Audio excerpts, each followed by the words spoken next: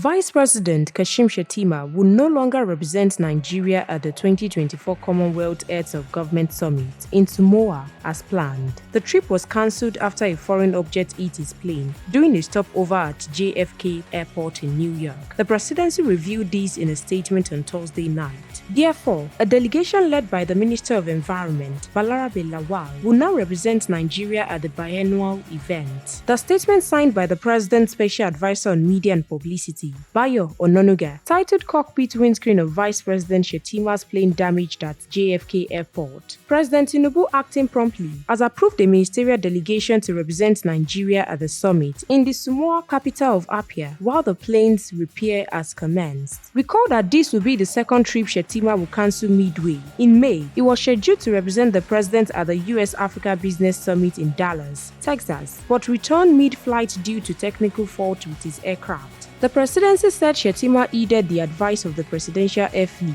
to shelve the trip. Stay tuned to NaijaNews TV for more real-time updates, breaking news, and exclusive content.